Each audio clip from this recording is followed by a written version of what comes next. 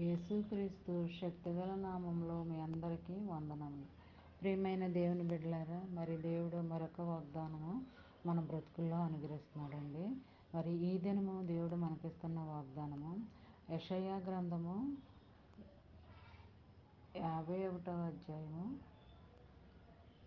7-8 వచనాలు.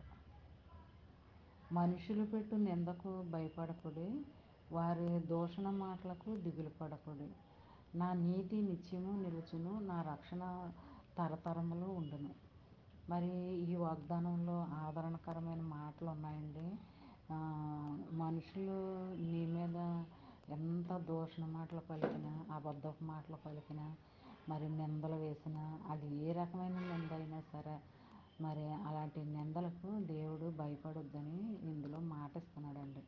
దిగులు పడొద్దు అంటున్నాడు, భయపడొద్దు అంటున్నాడు, బాధపడొద్దు అంటున్నాడు, నిరుత్సాహపడొద్దు అంటున్నాడు.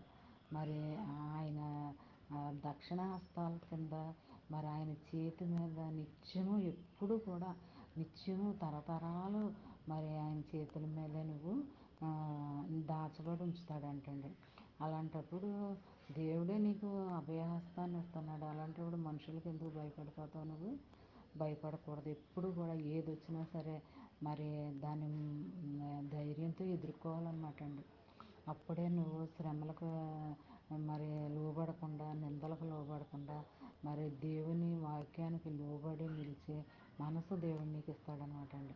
ఎప్పుడూ కూడా భయపడకూడదు. మనుషులకి వాళ్ళు పెట్టే నిందలకి ఎప్పుడు భయపడకూడదు అనమాట అండి. వాక్యానుసారంగా, ఆజ్ఞానుసారంగా మనం నడుచుకుంటూ ఉంటే దేవుడు మనల్ని తరతరాలుగా మరి మన పిల్లలు తరతరాలు మరి ఆ ఆశీర్వాదాలు చూసేలాగా దేవుడు మనల్ని ఆశీర్వదిస్తాడు. రక్షణ అనుభవంలో ముందుకు నడిపిస్తాడండి.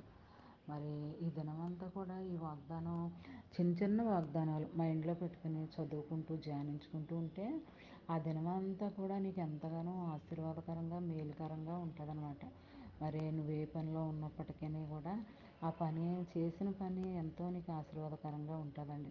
అది ఉద్యోగమైనా, వ్యాపారమైనా, ఏదైనా సరే మరి అందులో నీకు ఏ బాధ రాకుండా, అవమానం కలగకుండా దేవుడు నిన్ను కాపాడుకుంటూ వస్తాడనమాట. ఎప్పుడూ కూడా మరి చిన్న వాగ్దానాలు మర్చిపోకుండా మనం చదువుకుంటూ ఉండాలి. అంతే కదండి. ఈ వాగ్దానం ప్రతి ఒక్కరికి పంపిస్తే చదివిన వారు దీవించబడతారు, మీరు దీవించబడతారు. మరి దేవుని యొక్క ఆశీర్వాదాలు చూడాలి అని అనుకుంటే మరి ఇలాంటి చిన్న పనులు చేసుకుంటూ ఉంటే దేవుని కార్యాలు మీరు చూడగలరు అన్నమాట.